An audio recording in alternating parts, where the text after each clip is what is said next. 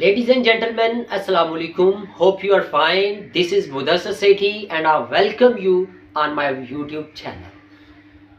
Ladies and gentlemen, today I have brought a very interesting, historic and important topic for you. It's about how human learned language. What is language? What is English language? Its origin, its development, its current status, and why we need to learn it. Ladies and gentlemen, when we talk about language, there are two schools of thoughts about it. Number one is a religious school of thought. Number two is a linguistic school of thought. Religion says Adam was born with full-fledged language. It is through him the language flourished on earth. In this way, human learned language. Even the Muslim and the Christian have consensus on it. Now let's discuss what does linguistic schools of thought say about human language. They have offered a lot of theories such as human learn to speak by imitating natural phenomena such as the thunder of the cloud, chirping of the birds, etc. But I will not go into their details. I just want to give you a short idea about it. Now let's discuss English language. What is English language? It is an international language. It is not the language of the English such as Britons, Americans, Canadians, New Zealanders and the Asians. It is the language of the whole world now, because it has got the status of international language. So, we should not be biased about it that it is the only language of the English. Ladies and gentlemen, English language is called West Germanic language. It is the name of a language spoken in west of Germany at that time. It was the language which was the very base for the English language. What happened? Two groups of migrants from west of Germany migrated to Great Britain. They settled there. They built their kingdoms. They scattered across the isles of Great Britain at that time. It was approximately between 5th to 7th centuries. They spoke West Germanic language. This was the very first language which gave birth to English language. The migrants who came from Germany, they spoke West Germanic language. Out of this, another dialect emerged on English soil, which was named at that time Old English. And this was the very first time when the English came on the horizon of the world. It was the very birth of English language.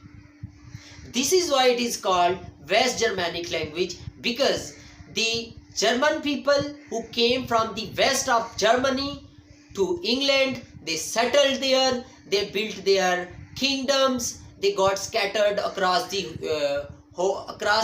different parts of the Great Britain. Out of their dialect, another dialect emerged which was named Old English. And this was the very first time the word was used, and this was the very birth of English language. Now what happened? The old dialect of English language kept on improving, developing with the passage of time, as it happens with every language. It also kept on improving grammatically, it kept on improving orthographically, it kept on improving phonetically. So it kept on becoming popular. People started to use this new dialect, and within very short of time, this dialect became so popular that even the people who spoke Latin language at that time in different parts of the Great Britain, they also started to speak this new dialect of Old English.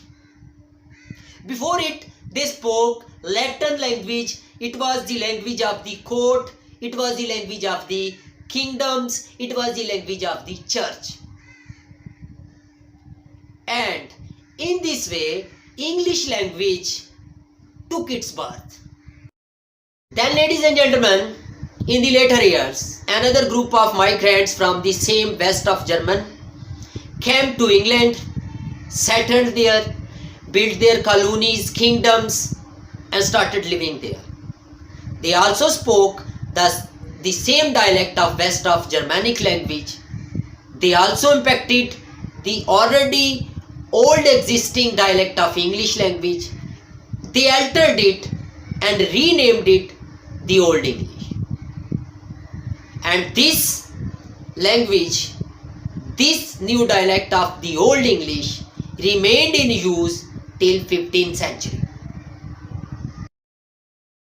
Then, ladies and gentlemen, that new brand of language, Middle English, became so much famous and in usage at that time that the new class of poets, writers, dramatists started to use it as a medium of expression for their poetry and writing. Geoffrey Chaucer, the poet of the Middle Age, was one of those early poets who first used this medium as an expression for his poetry.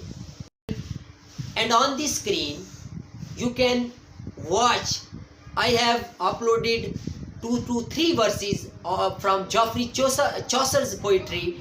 You can watch, read and compare it with today's modern English. Pray you of your courtesy that here narrated not my villainy, though that I plainly spoke in this matter. Audience, you can see there is much difference of spelling from today's modern English. Out of this Middle English, today's modern English emerged.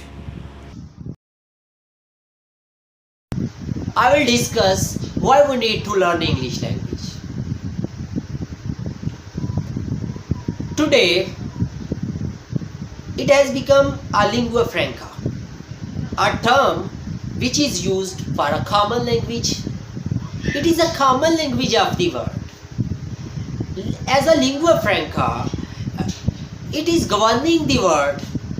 It has become a medium which is being used across the world for a common language. Lingua franca works where two parties don't share a common language. It becomes a common language for them. If there is trading community, there are two trading communities, or there are two ethnic groups, or there are two communities or two nations, and they don't share a common language, they don't have common language, then English become a lingua franca for them. Because lingua franca is a term which is used for a common language of the world, for a common language for two groups. So it has become an international language. It has become the language of the educationist. It has become the language of science. It has become the language of the UNO. It has the language of international communication. So if we want to progress in the world, if we want to compete the world, we must learn English language, as it is highly rewarding